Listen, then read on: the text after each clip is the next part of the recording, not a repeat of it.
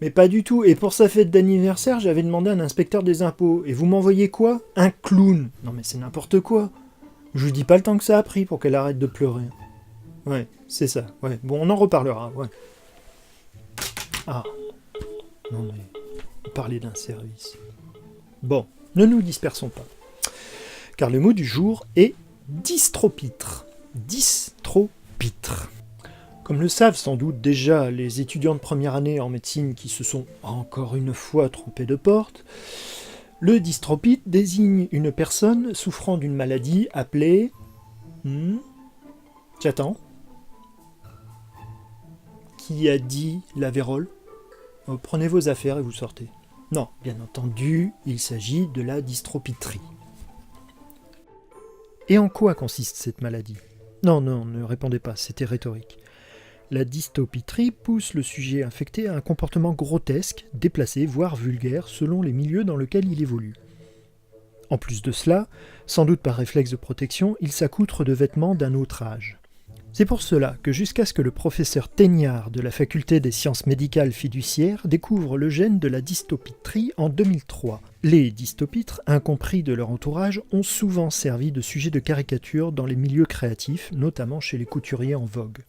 De nos jours, le dystopitre n'est plus un sujet de moquerie, ni une victime des serial couturiers, pour la bonne raison qu'il a désormais disparu. Oui, on a éradiqué le virus de la peste et sauvé des millions de gens. Pour ce qui est de la dystopitrie, on a préféré éradiquer les malades. C'était plus simple. Bon, pendant que je reprends une tasse de café, je vous laisse noter cette citation édifiante. J'ai eu une enfance heureuse jusqu'à ce qu'on me diagnostique une dystopitrie avancée. Ça a ruiné ma vie. Alors, pour me venger, j'ai monté un vaste business de drogue légale à base de produits chimiques, de déchets industriels et de graisses saturées. Je suis toujours malade et obligé de me déguiser de manière ridicule, mais maintenant je suis riche.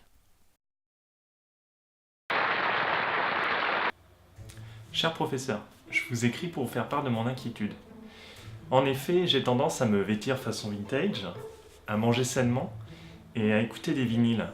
Pensez-vous que je sois atteint de dystopitre? Non. Vous êtes simplement en train de virer hipster. Entre nous, c'est sans doute pire. Voilà, cela nous amène doucement à la conclusion de cet épisode. Encore un petit peu de lecture pour vous endormir le soir et ce sera parfait. Voilà. N'hésitez pas à mettre le petit pouce bleu si ça vous a plu. Abonnez-vous, je vous en prie, je vous en supplie. Utilisez la petite cloche pour être averti des prochains épisodes. Et en attendant, merci et bonsoir.